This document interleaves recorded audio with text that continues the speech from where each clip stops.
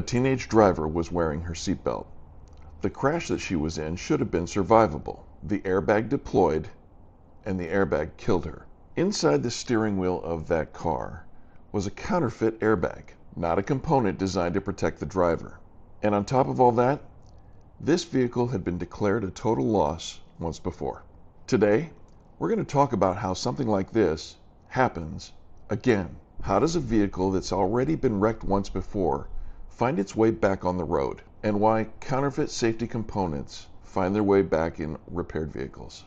And while we're at it, we're going to talk about the 2.5 million vehicles that were declared a total loss last year who are now back on American roads. And before we finish today, I'm going to ask the question that the entire collision repair industry and every regulator in the country should be asking. How many deaths does it take to get counterfeit airbags taken seriously enough that they disappear from the marketplace altogether?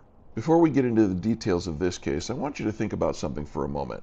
Every time that you get into a vehicle, you assume that the safety systems that are designed to protect you are good to go. That's seat belts, airbags, crash sensors. Those systems exist for one reason. They're supposed to protect the occupants of the vehicle in the case of something going wrong. But most drivers never see the components that make those systems work. They're hidden inside steering wheels, inside dashboards, inside seats and structural panels. And when those parts are replaced after a crash, the average driver has no way to know exactly what was installed. Today we're going to talk about why that matters, because the story that we're discussing today involves a teenager who should have walked away from a crash. Instead, the very same safety system that should have protected her killed her.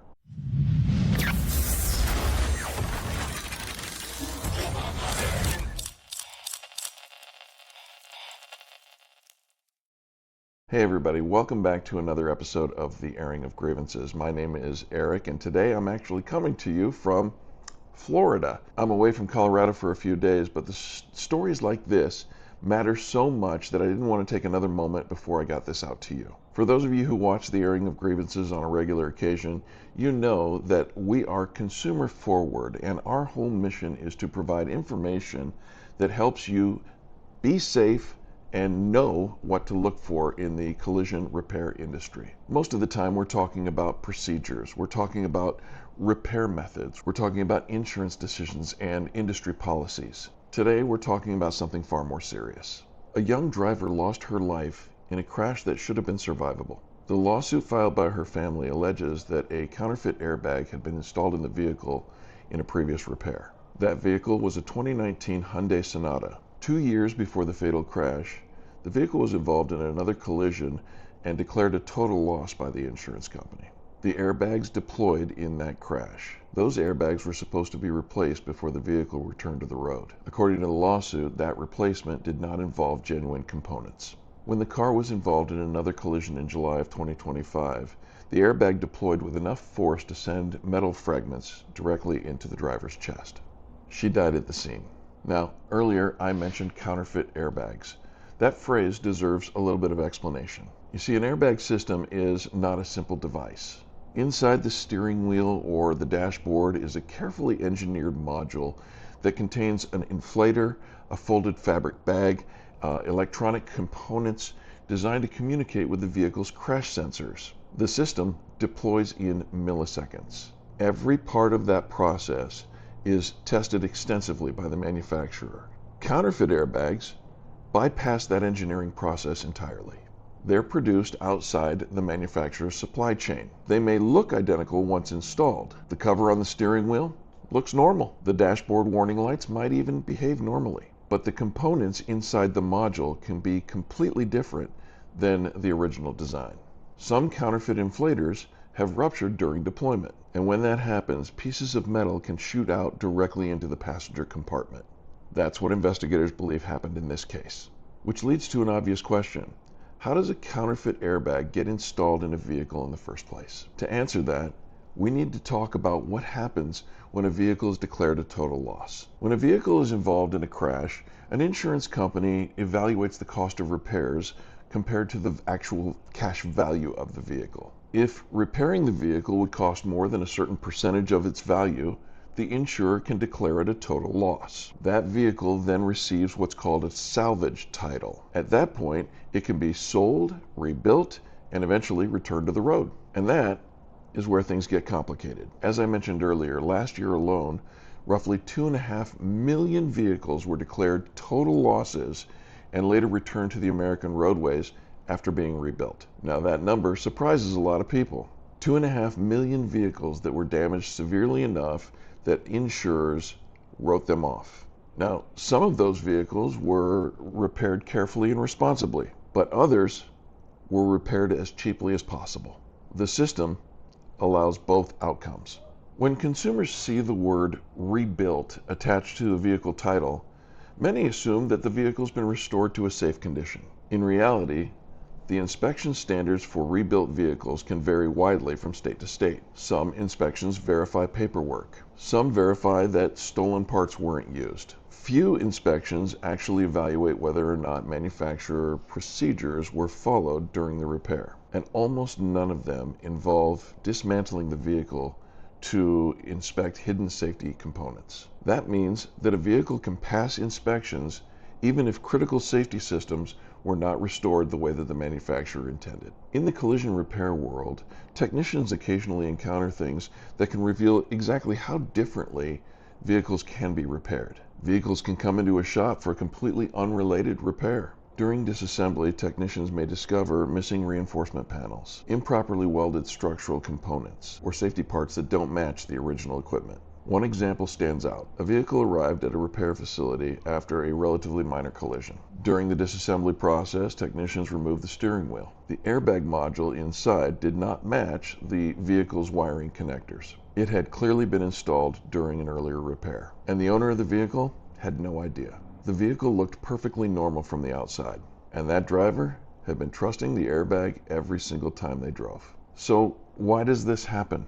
Well, the answer often comes down to cost. Vehicle repairs can get expensive. Modern vehicles contain complex safety systems and sensors and electronics, and replacing those components with original equipment can get costly. When repairs are primarily driven by price, the temptation to cut corners can get pretty strong. Cheaper parts enter the marketplace. Used safety components start circulating through salvage channels, and in rare cases, counterfeit components start to appear. Those parts can travel through supply chains in ways that are difficult to trace. And by the time the vehicle reaches its next owner, the history of those repairs can become completely invisible. Now, earlier I said that we were going to return to a question that deserves some serious attention. How many deaths does it take before counterfeit airbags are removed from the marketplace entirely? Regulators have already linked several deaths in the United States to counterfeit airbag inflators. Each one represents a family who believed that their vehicle would protect them. Each one represents a failure in the chain of repairs and inspections or parts distribution. When safety components are involved, the margin for error should be zero.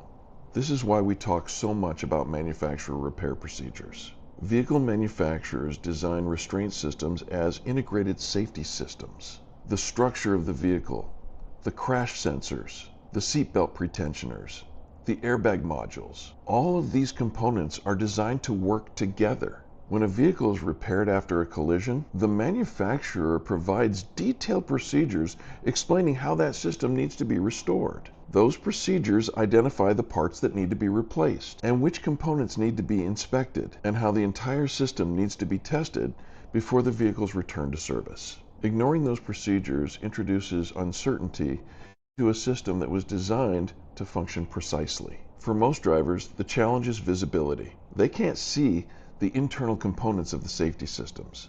They rely on the professionals who repair vehicles and the systems that regulate those repairs. That's why understanding where a vehicle came from and how it was repaired can be so important. A vehicle with a salvage or rebuilt title deserves special evaluation. The repair documentation needs to be examined. The repair facility that performed the work should be known, and the procedures used during the repair should be consistent with the manufacturer's recommendations.